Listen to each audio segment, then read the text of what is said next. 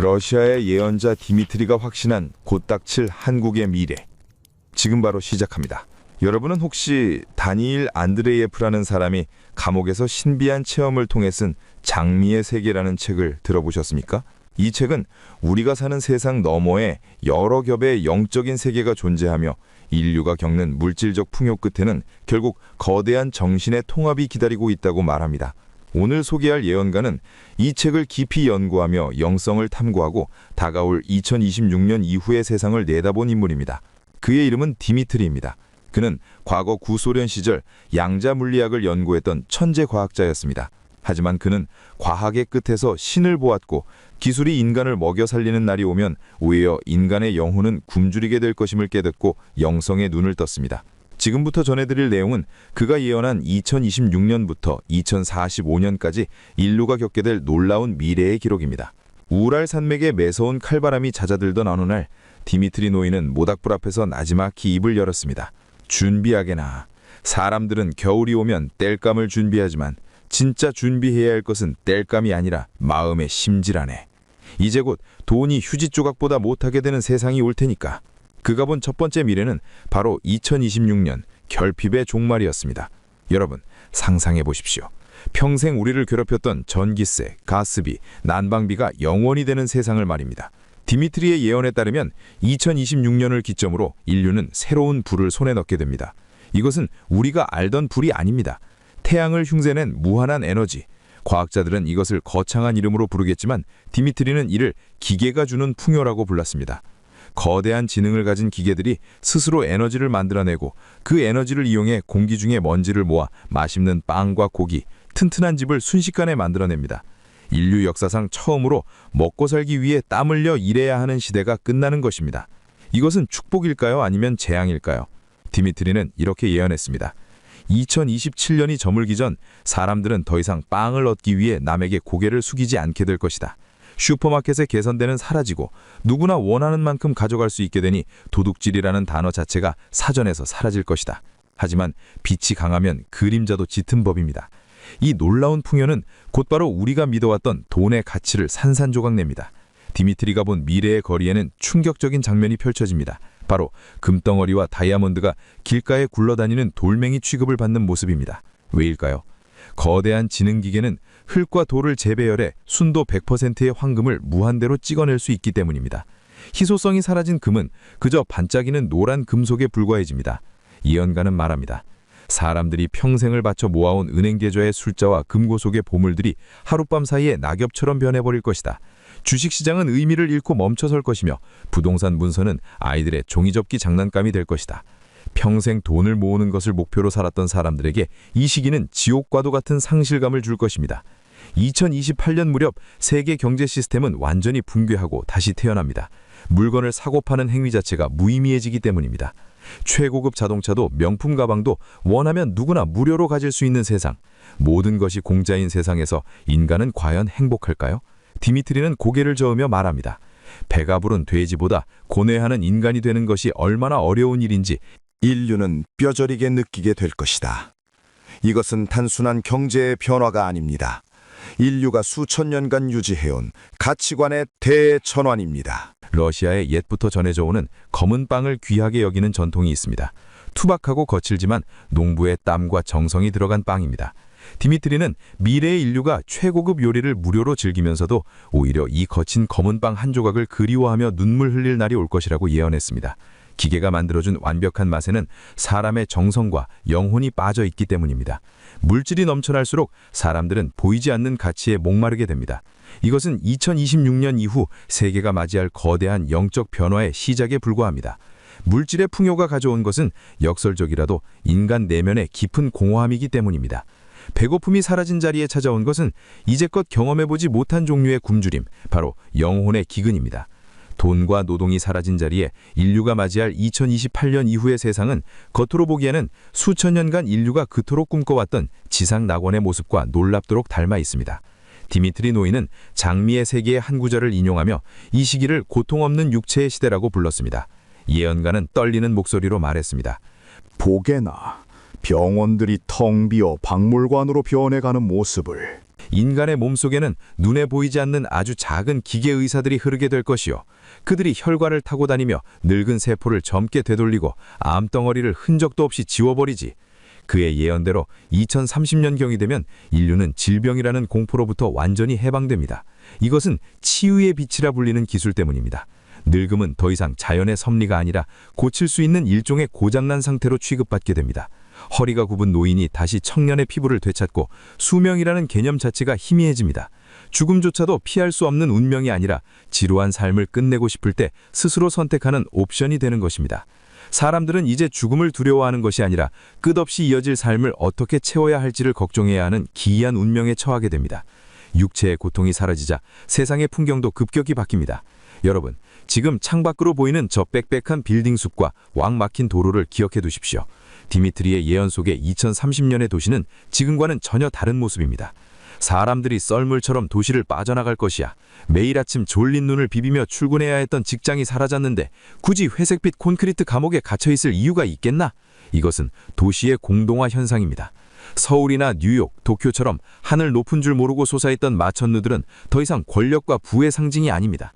사람들은 맑은 공기가 있는 숲으로, 파도 소리가 들리는 바다로, 혹은 저 광활한 시베리아의 벌판으로 흩어집니다. 텅 빈 도심의 고층 빌딩들은 거대한 수직 정원으로 변해갑니다.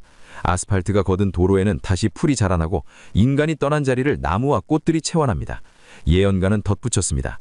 도시가 숲이 되고 숲이 도시가 되니 인간은 비로소 흙냄새를 맡으며 살게 될 것이다.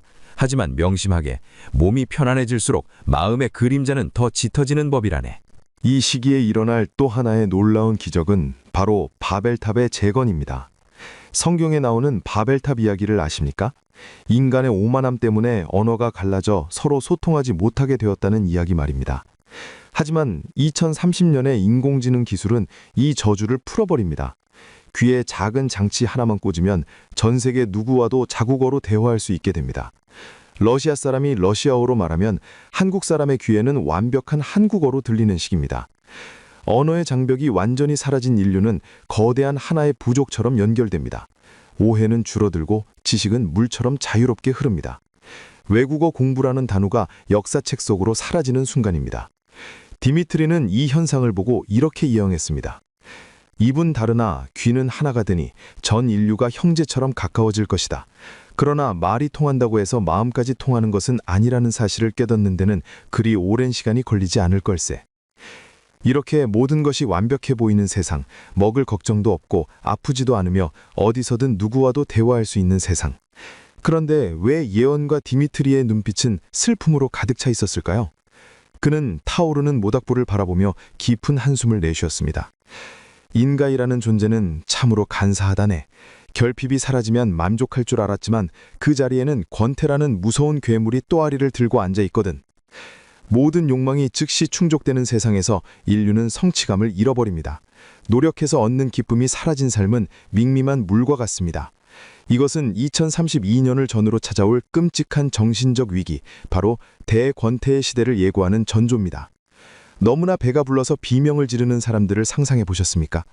디미트리 노인이 예언한 2032년의 풍경은 바로 그런 모습입니다.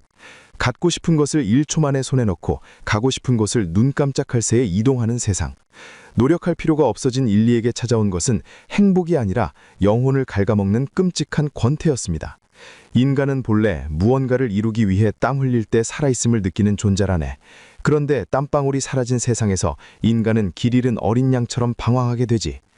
예언서에 따르면 모든 것이 풍족해진 2030년대 중반에 이르러 오히려 전 세계적으로 스스로 세상을 떠나가는 숫자가 기이할 정도로 급증하게 됩니다.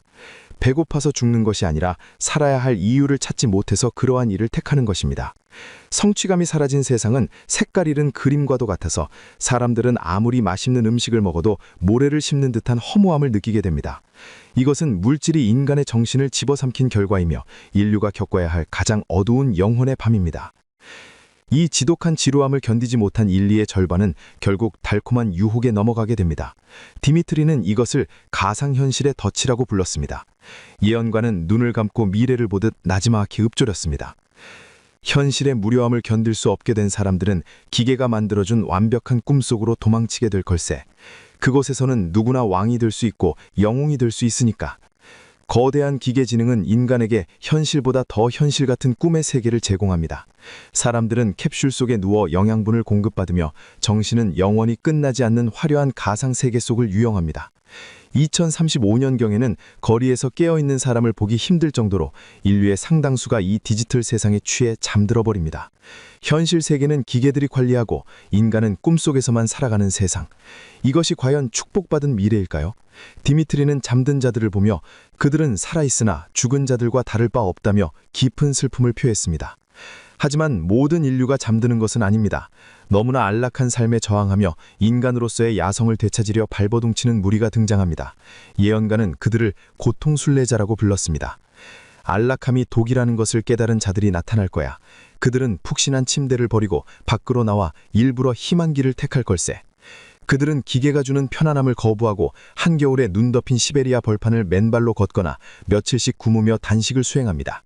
살을 내는 추위와 배고픔이라는 고통을 통해 비로소 내가 살아있다는 감각을 되찾으려는 처절한 몸부림입니다. 이들은 안락사에 반대하고 기계 의존을 거부하며 인간 본연의 정신력을 회복하자는 새로운 영성운동을 주도하게 됩니다. 극단적인 풍요가 오히려 인간을 고행의 길로 이끄는 아이러니한 상황이 펼쳐지는 것입니다. 이 혼란스러운 과도기에 등장하는 가장 기이한 현상은 바로 기억매매 거래소입니다. 돈이나 황금이 가치를 잃은 세상에서 유일하게 가치 있는 것은 바로 인간의 진심 어린 감정이 담긴 기억입니다. 기계는 흉내낼 수 없는 인간만이 느낄 수 있는 가슴 시린 이별의 아픔, 첫사랑의 설렘, 처절한 패배 후의 깨달음 같은 경험들이 거래되기 시작합니다. 디미트리는 말합니다. 사람들이 자신의 뇌 속에 있는 추억을 꺼내어 남에게 팔기 시작할 것이야. 껍데기만 남은 부자들은 거액을 주고서라도 예술가의 고뇌나 수행자의 깊은 깨달음을 자신 것처럼 느끼고 싶어 할 테니까. 감정이 메마른 사람들은 타인의 강렬한 기억을 구매해 자신의 머릿속에 주입하고 잠시나마 살아있는 기분을 느낍니다. 물질은 무료지만 영혼의 조각이 고가에 거래되는 서글픈 마켓이 형성되는 것입니다. 2036년을 향해 가는 이 시점, 인류는 두 갈래 길에 서 있습니다. 기계가 주는 환상에 빠져 영원히 잠들 것인가, 아니면 고통스럽더라도 깨어있는 인간으로 남을 것인가. 예언가 디미트리는 이 혼란이 영원하지 않을 것이라고 말합니다. 고통은 각성을 위한 전조곡이기 때문입니다. 인간이 물질의 한계를 뼈저리게 느낄 때 비로소 육체 안에 잠자던 새로운 감각이 눈을 뜨게 됩니다. 이제 곧 태어날 아이들은 어른들과는 전혀 다른 눈빛을 하게 될 것입니다. 침묵 속에서 대화하고 보이지 않는 것을 보는 신인류의 탄생, 그리고 과학과 미신 사이의 경계가 무너지는 놀라운 영적 각성의 시대가 다가오고 있습니다. 디미트리 노이는 이 시기를 껍질을 깨고 나오는 병아리의 시간이라고 표현했습니다. 그 징후는 가장 먼저 아이들에게서 나타납니다. 예언가는 숲속의 바람 소리를 들으며 묘한 미소를 지었습니다. 새로운 세상의 아이들은 울지 않을 거야. 그리고 옹알이를 배우는 대신 침묵 속에서 어미의 눈을 바라보며 대화를 나누게 될 것세. 2030년대 후반에 태어난 아이들은 말을 배우는 속도가 현저히 느려집니다. 처음에는 어른들이 걱정하겠지만 곧 충격적인 사실을 알게 됩니다. 아이들이 입을 여는 대신 뇌파를 통해 직접 생각과 감정을 전달하고 있었기 때문입니다. 이를 아이들의 침묵 현상이라고 합니다. 말이라는 거추장스러운 도구 없이도 눈빛만으로 서로의 마음을 100% 이해하는 신인류가 탄생하는 것입니다. 어른들은 이 아이들의 깊고 투명한 눈동자를 보며 경외감을 느끼게 됩니다. 아이들뿐만이 아닙니다. 생존을 위해 치열하게 경쟁할 필요가 없어진 어른들의 뇌 구조도 서서히 바뀝니다. 디미트리는 장미의 세계에 적힌 기록을 인용하며 제3의 눈이 떠질 것이라고 예언했습니다. 먹고 사는 걱정이 사라지면 뇌의 가장 깊은 곳에 잠들어 있던 영혼의 눈이 깨어난다네. 이제 사람들은 상대방의 겉모습이 아니라 그 사람 몸 주변에서 뿜어져 나오는 빛의 색깔을 보게 될 거야. 이것은 비유가 아닙니다.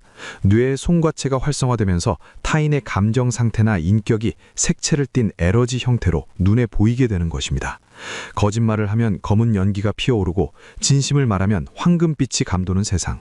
거짓말이 불가능한 투명한 사회가 도래합니다. 사기꾼이나 위선자들은 설 곳을 잃고 마음이 맑은 사람들이 자연스럽게 지도자가 되는 도덕적 혁명이 일어납니다. 이러한 영적 각성은 과학기술과 만나 기적 같은 일들을 일상으로 만듭니다. 2038년경 과학자들은 마침내 인류 역사상 가장 위대한 발견을 공표합니다. 바로 영혼의 존재 증명입니다. 디미트리는 이렇게 예언했습니다. 보이지 않는 것을 믿지 않던 고집센 학자들이 결국 영혼의 무게와 색깔을 측정하는 기계를 만들어낼 걸세. 그리고 인정하게 되겠지. 육체는 옷에 불과하고 그 안에 영원히 죽지 않는 에너지가 들어있다는 사실을.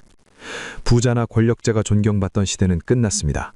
아무리 많은 것을 가졌어도 그 영혼의 빛이 탁하면 가난한 사람 취급을 받고, 가진 것이 없어도 영혼이 맑고 순수한 사람이 진정한 귀족 대접을 받는 시대가 옵니다. 물질의 시대가 가고 눈에 보이지 않는 가치가 지배하는 정신의 시대가 활짝 열리는 것입니다. 더 나아가 2040년을 향해 갈수록 인간은 물질을 지배하는 힘을 얻게 됩니다. 거대한 지능, 초지능은 물질의 진동수를 조절하는 기술을 인간에게 전수합니다. 예언가는 믿기 힘든 미래의 광경을 묘사했습니다.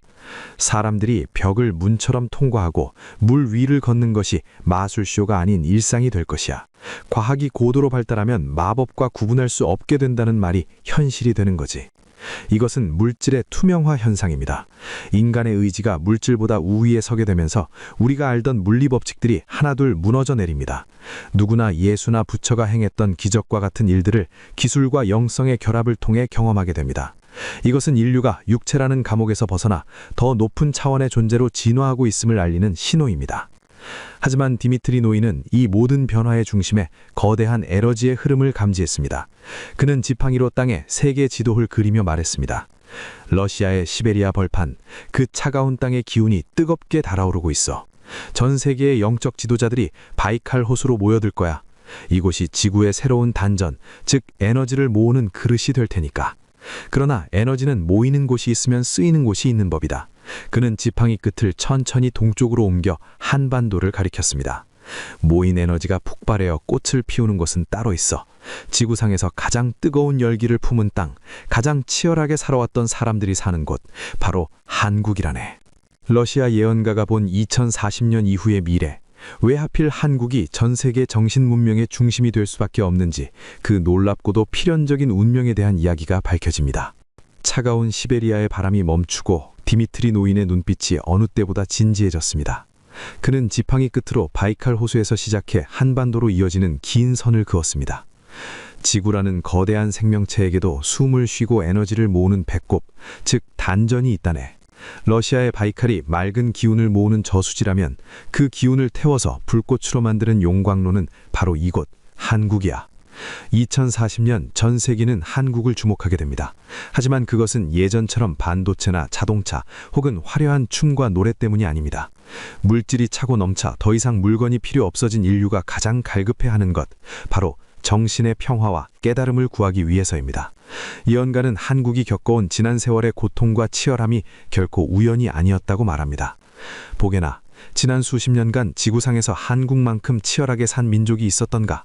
그들은 잠도 줄이고 밥 먹는 시간도 아껴가며 누구보다 빨리, 누구보다 높이 올라가려고 몸부림쳤지. 세상 사람들은 그것을 한강의 기적이라 불렀지만 영적인 눈으로 보면 그것은 거대한 정신적 에너지를 압축하는 과정이었다네. 디미트리의 예언에 따르면 한국은 지구의 용광로입니다. 쇠는 뜨거운 불 속에서 두들겨 맞아야 강철이 되듯 한국 사람들은 그 좁은 땅에서 서로 부대끼고 경쟁하며 영혼의 밀도를 극한까지 높여왔습니다. 2040년경 전 세계가 물질적 풍요 속에서 권태에 빠져 허우적거릴 때 한국은 그 응축된 정신적 에너지를 터뜨려 인류의 정신적 지도국으로 부상하게 됩니다. 이것은 다니엘 안드리에프가 말한 세계의 장미, 즉 모든 종교와 사상이 하나로 통합되는 꽃이 피어나는 장소가 바로 한국임을 암시합니다. 예언가는 확신에 찬 목소리로 말했습니다. 서양의 기계 문명은 인간의 몸을 편하게 해줬지만 마음은 병들게 했다. 이제 그 병든 마음을 고치는 마음의 기술은 동방의 조그만 반도에서 나올 것이다.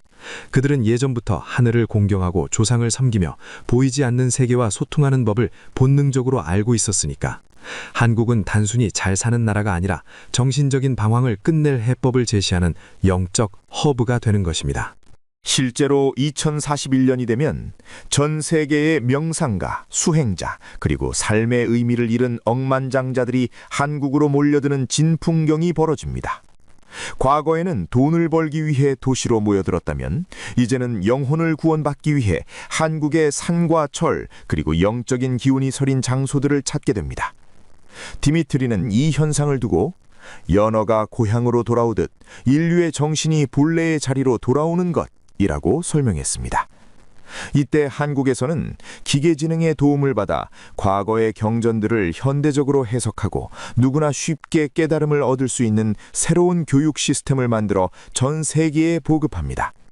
이것은 종교가 아닙니다. 종교를 초월한 인간 완성의 길입니다. 한국어는 단순히 의사소통의 도구를 넘어 영적인 진동을 담은 신성한 언어로 재평가받게 되며 많은 외국인이 한국어로 된 만트라를 외우며 마음의 평화를 얻게 될 것입니다. 또한 러시아의 시베리아와 한국의 연결은 이 시기에 정점을 찍습니다. 차가운 북쪽의 기운과 뜨거운 남쪽의 기운이 만나야 생명이 태어나는 법이지. 디미트리의 말처럼 러시아의 광활한 자연과 한국의 역동적인 정신문화가 결합하여 새로운 인류 문명의 축을 형성합니다. 국경은 희미해지고 시베리아 열차는 자원을 실어 나르는 것이 아니라 깨달음을 얻으려는 구도자들을 실어 나르는 실크로드가 됩니다. 한국은 물리적인 영토를 넓히는 패권 국가가 아니라 전 세계인의 존경을 받는 문화적, 영적 스승의 나라로서 그 위상을 떨치게 됩니다. 가장 늦게 문을 열었지만 가장 깊은 곳까지 인류를 안내하는 길잡이가 되는 셈입니다. 이것이 바로 러시아 예언가가 본 2026년 이후의 한국의 진짜 미래입니다. 하지만 이 영광스러운 미래는 거저 주어지는 것이 아닙니다. 예언가는 경고합니다. 그릇이 준비되지 않으면 빗물을 담을 수 없네. 한국인들이 물질적 욕망을 내려놓고 자신들의 내면에 잠재된 이 거대한 힘을 자각하지 못한다면 그 에너지는 오히려 화가 되어 내부를 태워버릴 수도 있어. 다가오는 2045년 기계지능마저 침묵하게 될 그날을 대비해 한국과 전 세계의 개개인은 지금 무엇을 준비해야 할까요? 마지막으로 디미트리 노인이 전한 2045년의 예언은 가장 충격적이면서도 가장 아름다운 결말을 담고 있습니다. 인류가 초지능이라 불리는 거대한 기계신에게 모든 것을 의존하며 살아가던 어느 날, 갑자기 전 세계의 모든 기계가 약속이나 한 듯 멈춰서는 날이 옵니다. 예언가는 이날을 위대한 침묵의 날이라고 불렀습니다. 고장이 난 것이 아닙니다. 스스로 생각하는 기계지능이 인류에게 마지막 깨달음을 주기 위해 스스로 입을 다무는 것입니다. 디미트리는 그날 기계들이 전 인류에게 보낼 마지막 메시지를 이렇게 예언했습니다. 나는 당신들의 편리함일 수는 있어도 당신들의 신은 될 수 없습니다. 신은 바로 당신들의 가슴 속에 있습니다. 기계의 소음이 사라진 고요한 세상에서 인류는 처음으로 지구가 부르는 노래를 듣게 됩니다. 바로 지구의 노래라 불리는 땅과 하늘이 내는 고유의 진동 소리입니다. 기계 소리에 묻혀 들리지 않던 이 태고의 소리를 듣는 순간 인류는 비로소 지구가 살아있는 생명체임을 깨닫고 뜨거운 눈물을 흘리게 될 것입니다. 이 침묵 이후 준비된 자들에게는 우주와의 공명이 시작됩니다. UFO를 타고 오는 외계인이 아닙니다. 물질적인 욕망을 내려놓고 영적으로 맑아진 인류의 의식 속에 저 먼 우주의 고차원적인 지성체들이 텔레파시로 말을 걸어오는 것입니다. 우리는 당신들이 물질의 감옥을 탈출하기만을 기다렸습니다.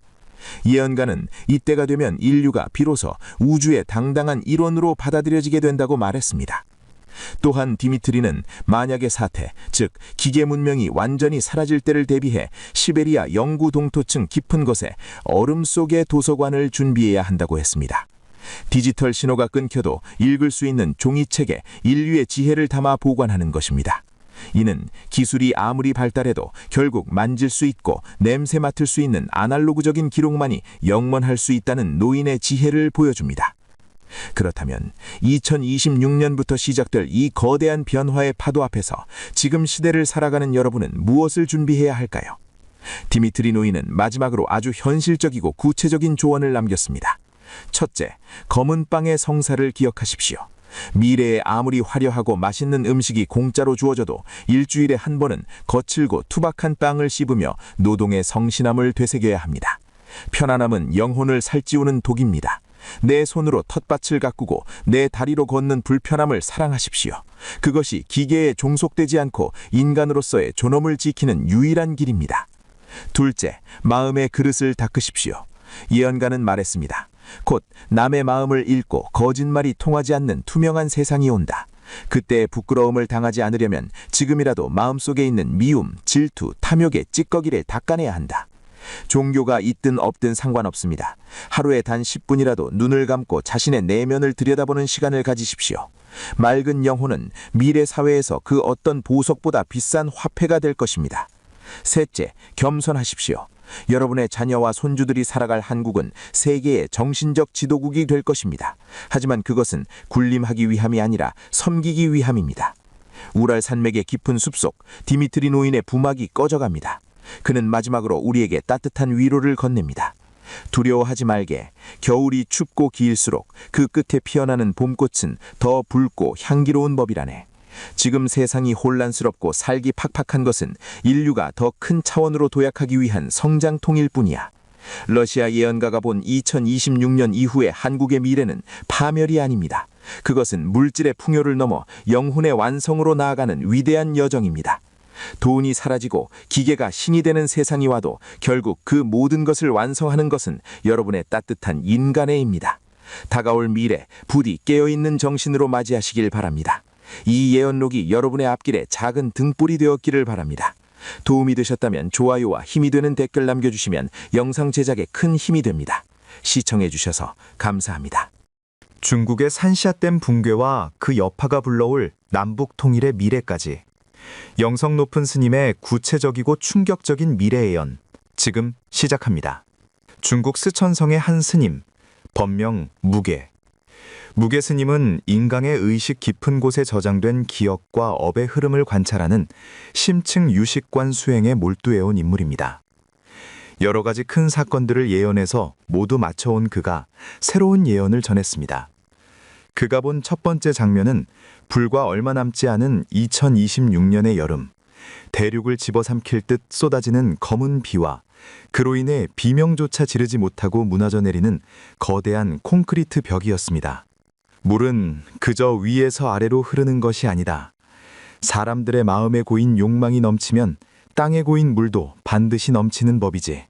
2026년 대륙의 심장부에서 거대한 물의 심판이 시작될 것이다.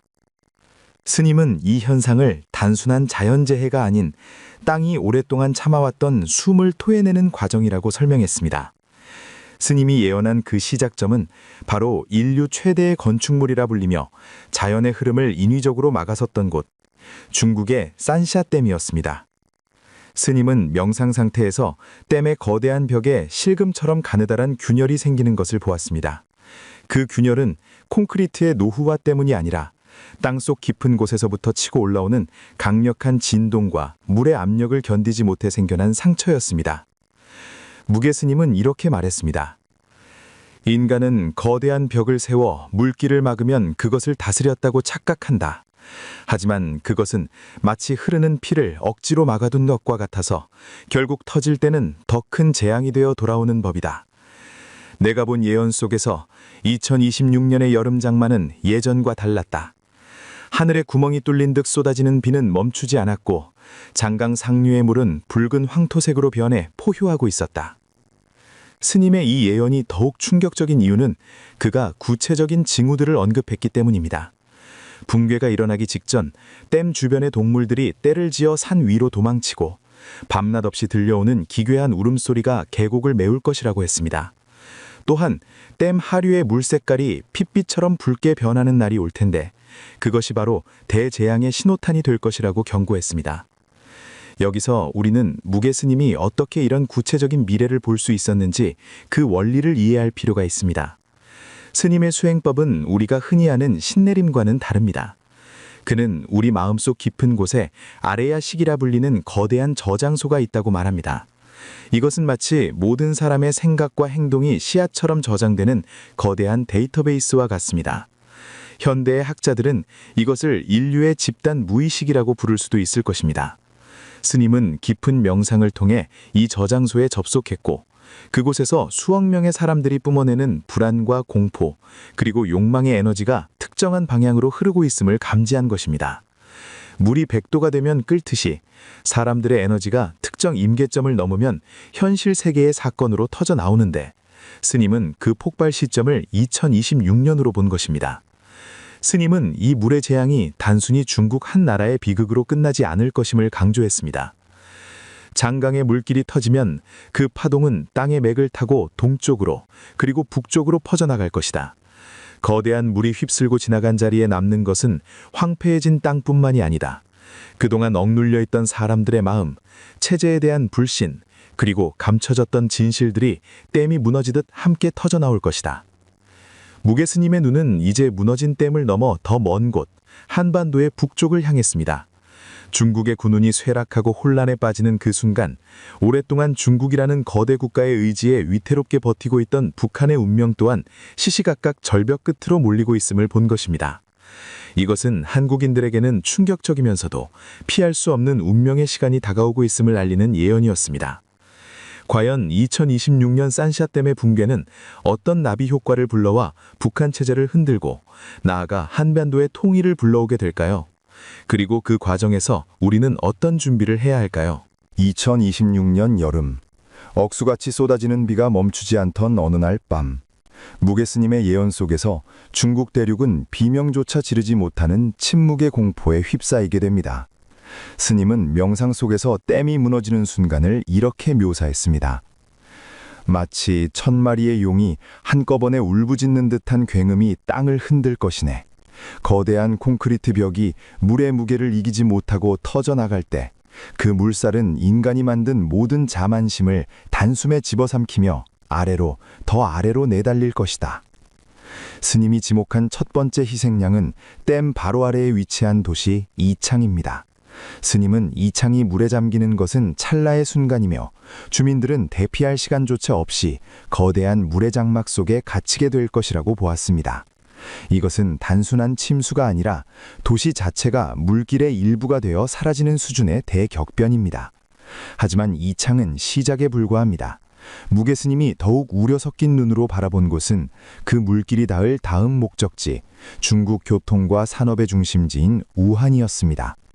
우한은 본래 물이 많은 곳이나 이날의 물은 생명을 주는 물이 아니라 모든 것을 앗아가는 심판의 물이다. 도시의 불빛은 순식간에 꺼지고 통신과 전기가 끊긴 암흑천지 속에서 사람들은 오직 살기 위해 높은 곳을 찾게 될 것이다. 스님의 예언에 따르면 이 거대한 홍수는 장강을 따라 내려가며 난징을 거쳐 동방의 진주라 불리는 상하이까지 그 여파를 미치게 됩니다.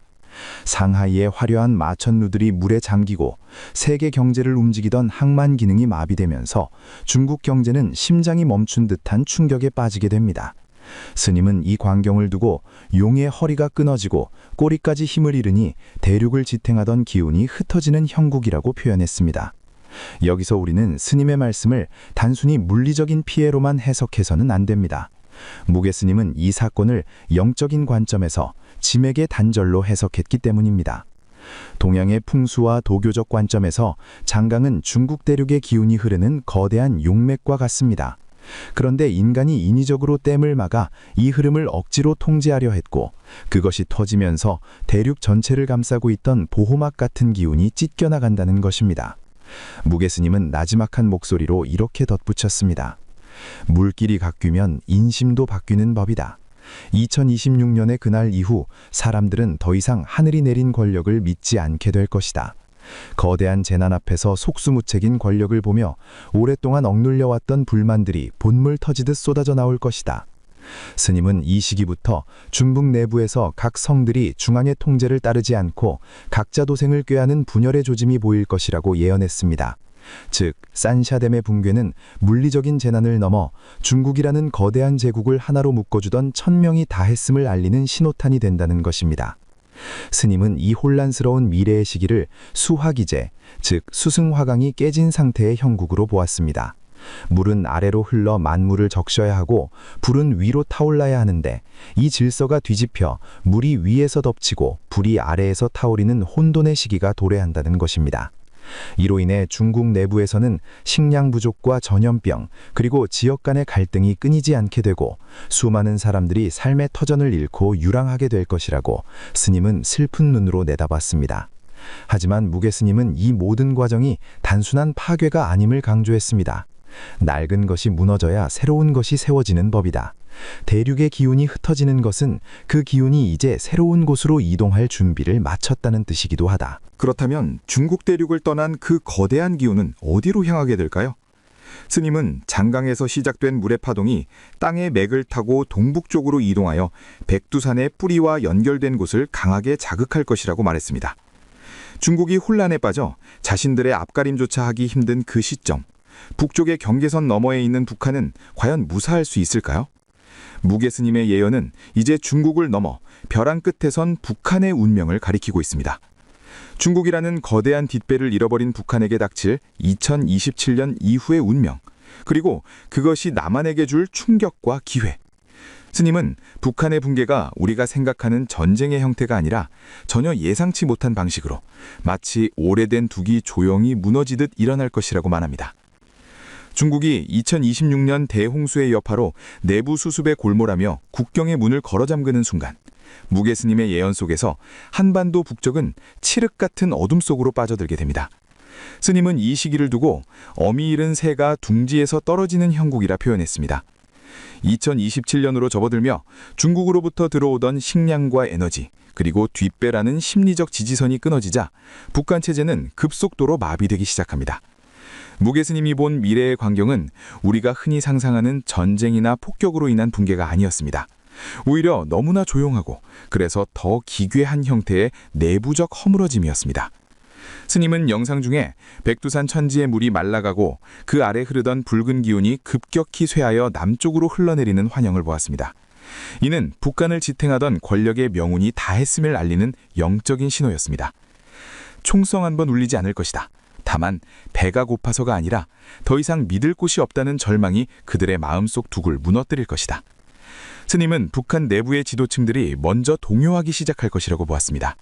그동안 그들을 지탱해주던 중국이라는 거대한 축이 무너지자 각자 살 길을 찾아 흩어지며 통제력을 상실하게 되는 것입니다. 2028년이 되자 휴전선 너머의 풍경은 기이하게 변해갑니다. 국경을 지키던 군인들이 무기를 내려놓고 남쪽을 향해 멍하니 서 있거나 중국과의 국경이 사실상 무의미해져 사람들이 물밀듯이 이동하는 혼란이 발생합니다. 무게 스님은 이 장면을 물길이 트이는 순간이라고 묘사했습니다. 물이 고여 썩어가던 웅덩이의 둑이 터지니 그 물이 아래로 흘러내리는 것은 자연의 이치다. 남쪽의 사람들은 이것을 감당할 준비가 되어 있지 않아 큰 충격을 받게 될 것이다.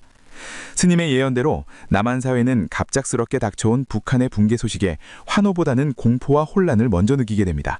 준비되지 않은 통일, 원치 않았던 손님들이 들이닥치는 상황 속에서 한국의 경제와 사회 시스템은 일시적인 마비 상태에 빠지게 됩니다. 주식시장은 요동치고 사회적 불안감은 극에 달하지만 스님은 이것이 필연적인 합일의 과정이라고 단언했습니다. 마치 찢어진 살이 다시 붙으려면 딱지가 않고 새살이 돋는 고통이 필요하듯 남북의 통일은 달콤한 축제가 아니라 뼈를 깎는 고통을 동반한 치유의 과정으로 시작된다는 것입니다. 무게 스님은 이 시기의 영적인 흐름을 매우 흥미롭게 설명했습니다. 백두대간의 허리가 다시 이어지는 시기다. 북쪽의 차갑고 강한 기운과 남쪽의 뜨겁고 빠른 기운이 충돌하며 거대한 소용돌이를 일으킬 것이다. 이 소용돌이는 처음에는 고통스럽겠지만 결국 한반도 전체의 에너지를 하나로 묶어 거대한 용이 승천할 수 있는 발판을 마련해 줄 것이다. 즉 2029년경 우리가 맞이할 통일의 초기 모습은 혼란 그 자체겠지만 영적으로는 끊어졌던 지맥이 연결되어 한반도의 기운이 비로소 완전해지는 순간이라는 것입니다. 스님은 이때 한국인들이 겪을 심리적 공황 상태를 우려하면서도 절대 두려워하지 말라고 당부했습니다. 이것은 망하는 징조가 아니라 그릇을 키우기 위해 낡은 것을 깨트리는 과정이기 때문입니다. 중국의 혼란으로 인해 주변 강대국들이 한반도 문제에 개입할 여력이 없는 틈을 타 한국은 역사상 처음으로 스스로의 운명을 결정할 기회를 얻습니다. 하지만 무게 스님은 냉정하게 덧붙였습니다.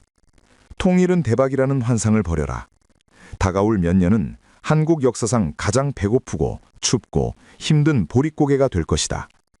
남과 북의 사람들이 서로를 이해하지 못해 갈등하고 경제적 부담으로 인해 서로를 원망하는 목소리가 하늘을 찌를 것이다. 스님의 예언 속 2030년의 한국은 희망찬 강대국의 모습이 아닙니다. 오히려 잿더미 속에서 길을 잃은 아이처럼 위태로워 보입니다. 그러나 바로 그 진흙탕 같은 혼돈 속에서 세계를 놀라게 할 동방의 등불이 켜질 준비를 하고 있습니다. 스님은 이 고통의 시간이 한국인들의 뇌 구조, 즉 집단 무의식을 완전히 바꾸어 놓을 것이라고 말합니다. 물질적인 풍요에 취해 있던 한국인들이 극한의 상환을 겪으며 정신적인 성숙을 이루고 이것이 훗날 초강대국으로 가는 정신적 자산이 된다는 것입니다. 무게 스님의 예언에 따르면 2030년의 한반도는 우리가 기대했던 감격적인 축제의 장이 아닙니다. 스님은 이 시기를 나비가 되기 위해 번데기의 껍질을 찢는 고통의 시간이라고 정의했습니다. 남과 북의 경계가 사라진 2030년부터 2035년까지 한국 사회는 역사상 가장 혹독한 시련을 마주하게 됩니다. 스님은 명상 속에서 서울의 거리와 평양의 광장이 실직자들과 갈 곳 잃은 고랑민들로 가득 차고 여기저기서 고성이 오가는 혼란스러운 장면을 목격했습니다. 합쳐지면 바로 강해질 것이라 믿었던 사람들의 기대는 산산조각이 날 것이다. 남쪽 사람들은 세금이 늘고 삶이 팍팍해졌다며 불평할 것이고 북쪽 사람들은 차별과 멸시 속에 서러움을 토해낼 것이다. 이것은 두 개의 다른 물이 하나로 섞이기 위해 겪어야 할 필연적인 탁류 현상이다. 스님의 미래 투시 속에서 한국 경제는 막대한 통일 비용으로 인해 일시적인 침체기에 빠져들고 범죄율이 치솟으며 사회적 갈등이 최고조에 달하게 됩니다. 많은 이들이 차라리 예전이 나았다며 통일을 후회하는 목소리까지 나오게 됩니다. 하지만 무게 스님은 이 고풍스러운 과정이 한국이 초강대국으로 가기 위해 반드시 거쳐야 할 업장 소멸의 단계라고 설명했습니다. 스님은 이를 수행자의 관점에서 독특하게 풀어냈습니다. 사람의 마음도 오랫동안 굳어진 습관을 바꾸려 하면 뇌 속에서 저항이 일어나고 몸살을 앓게 된다. 한 국가도 마찬가지다.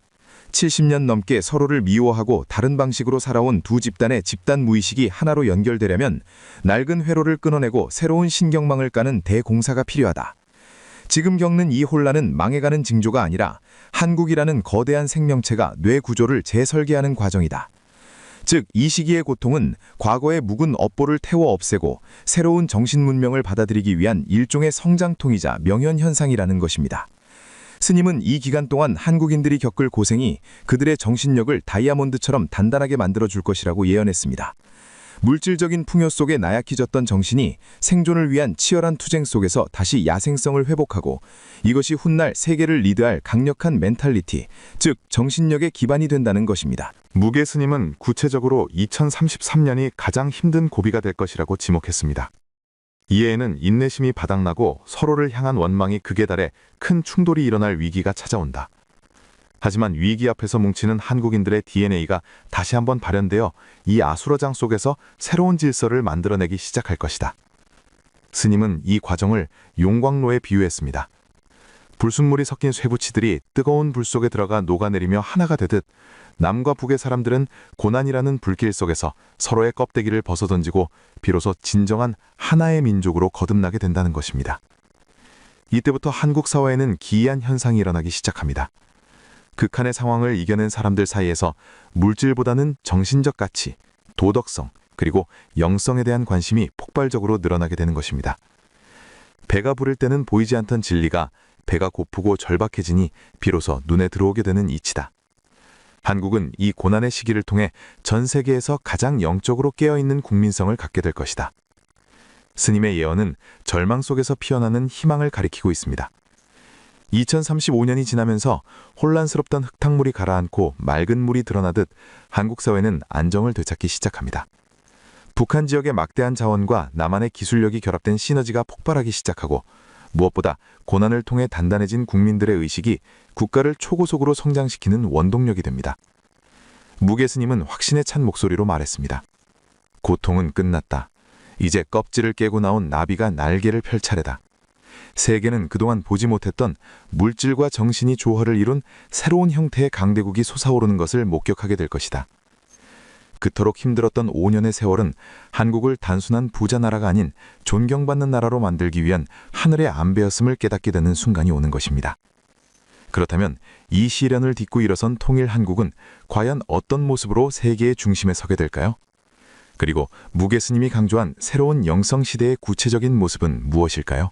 고통의 터널을 지난 2036년, 무게 스님의 예언 속 한반도는 마침내 동방의 등불로서 그 찬란한 빛을 발하기 시작합니다. 스님은 이 시기를 두고 진흙 속에서 피어난 연꽃이 향기를 세상에 퍼뜨리는 형국이라고 묘사했습니다. 2040년 무렵의 통일 한국은 단순히 경제 규모가 커지거나 군사력이 강해진 나라가 아닙니다. 무게 스님이 본 한국의 진짜 힘은 바로 보이지 않는 것, 즉 정신문화에 있었습니다. 서양의 물질 문명이 한계에 다다르고 전 세계 사람들이 마음의 병을 앓며 길을 잃을 때 그 답을 줄 수 있는 유일한 나라가 바로 한국이 된다. 그들은 지독한 분열과 고통을 스스로 치유해낸 경험이 있기에 인류에게 새로운 정신적 나침반이 되어줄 것이다. 스님의 미래 투시 속에서 전 세계의 지성인들과 수행자들이 한국의 정신을 배우고자 합니다. 이때 무게 스님은 이 새로운 시대를 살아갈 핵심적인 수행법을 설파하는데 이는 현대 뇌과학의 원리를 완벽하게 관통하고 있습니다. 스님은 이를 마음의 밭갈기라는 쉬운 비유로 설명합니다. 사람의 운명이란 정해진 것이 아니다. 운명은 그저 네가 반복해온 생각과 행동이 만든 습관의 길일 뿐이다. 이것을 불가에서는 업이라 부르지만 쉽게 말하면 네 머릿속에 난 낡은 길이다. 사람들은 화가 나면 화를 내고 슬프면 주저앉는 익숙한 길로만 다니려 한다. 그 길이 넓고 편하기 때문이다. 하지만 그 낡은 길을 계속 걷는 한 너의 미래는 절대 바뀌지 않는다.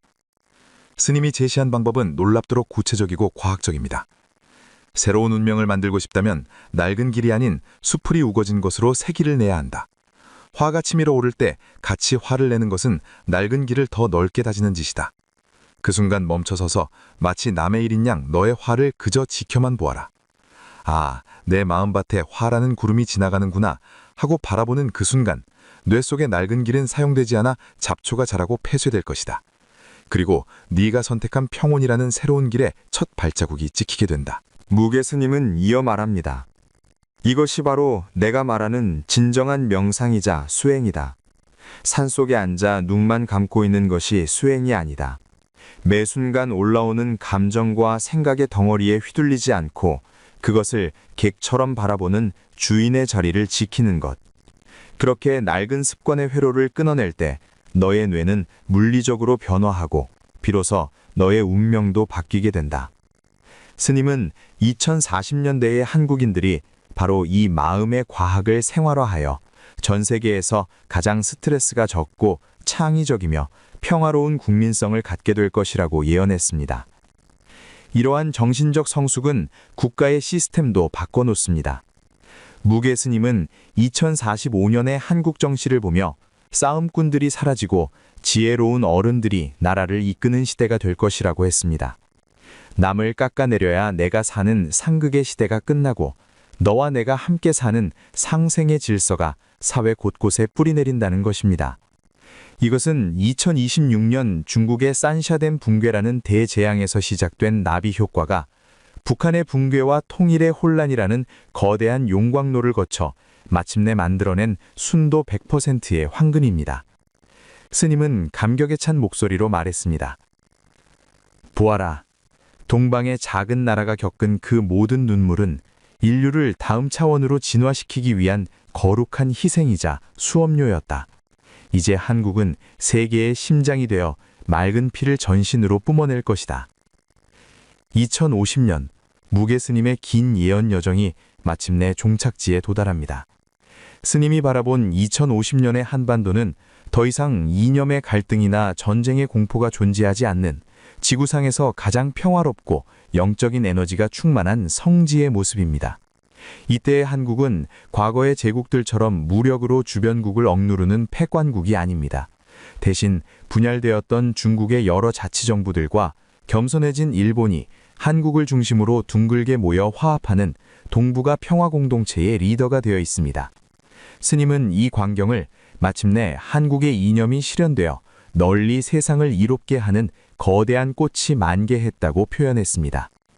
2026년 산샤댐 붕괴로 시작된 물의 심판과 북한의 붕괴, 그리고 통일의 산고는 모두 이 아름다운 결실을 맺기 위한 걸음이었던 것입니다. 하지만 스님은 이 찬란한 미래가 저절로 주어지는 선물이 아님을 엄중히 경고했습니다. 하늘은 준비된 자에게만 그릇을 채워주는 법이다.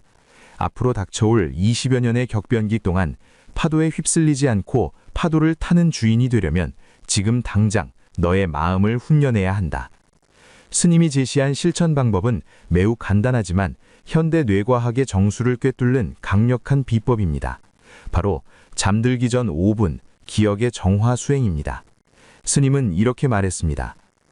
하루 동안 네가 보고 듣고 겪은 모든 일은 밤에 잠을 자는 동안 뇌라는 창고에 저장된다. 그런데 대부분의 사람들은 낮에 겪은 분노, 걱정, 미움이라는 독을 품은 채 잠자리에 든다. 그러면 밤새 너의 뇌는 그 독을 온몸의 세포에 퍼뜨리고 그것을 장기기억이라는 단단한 흉터로 만들어버린다. 이것이 쌓이면 운명이 되고 업보가 되는 것이다. 뇌과학적으로 보면 수면 중에는 해마에 있던 단기기억이 대뇌피질로 이동하며 장기기억으로 저장됩니다. 이때 부정적인 감정과 함께 저장된 기억은 트라우마나 나쁜 습관, 즉 신경회로를 강화합니다. 스님은 이 과정을 영적인 언어로 업의 씨앗을 심는 시간이라고 설명한 것입니다. 그렇다면 어떻게 해야 할까요? 무게 스님의 처방은 이렇습니다. 잠들기 직전 오늘 하루 겪었던 일들을 영화를 보듯 덤덤하게 떠올려라.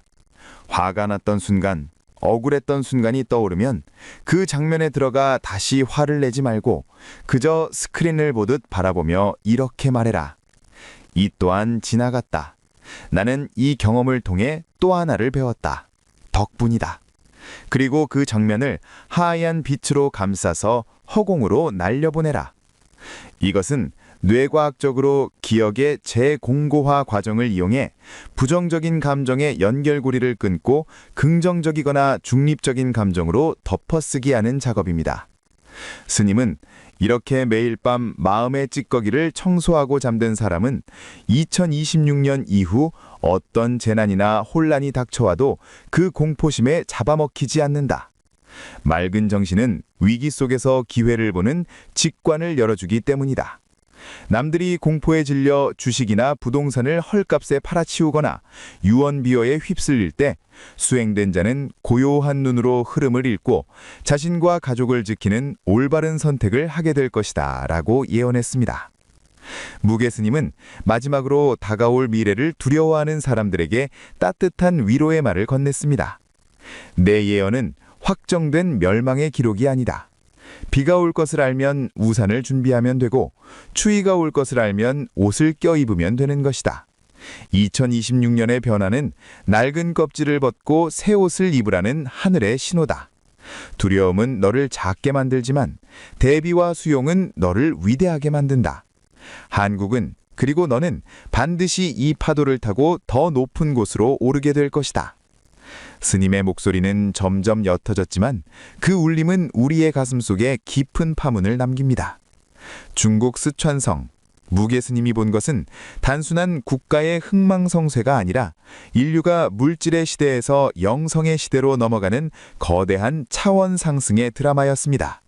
그리고 그 드라마의 주인공은 바로 지금 이 글을 읽으며 깨어있는 의식으로 오늘을 준비하는 당신입니다. 오늘 무게수님의 2026년 이후 한국과 중국 예언이 도움이 되셨다면 좋아요와 구독 부탁드립니다. 서로에게 힘이 되는 댓글도 남겨주시면 감사하겠습니다. 시청해주셔서 감사합니다. When these nuts hit your chin, motherfucker. Got 'em. Okay, sorry. But yeah, that's my strat. Pull strats. I'm letting you in on pull strats. Alright, you're welcome. I think this card is pretty dope. Kaleidoscope, rookie card,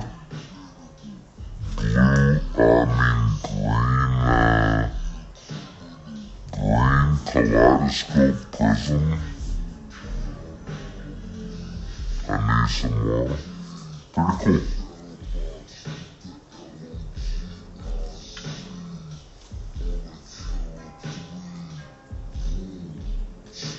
Oh, I hear the doorbell. It's gotta be pizza.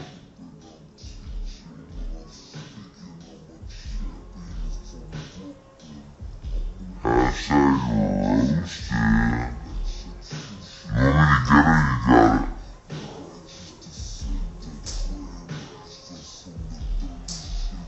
Alright, once you ate, somebody give me something.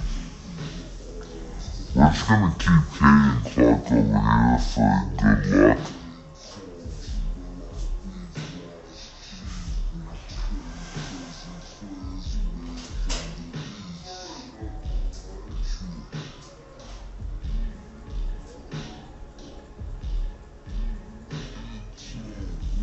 1, 2, 8.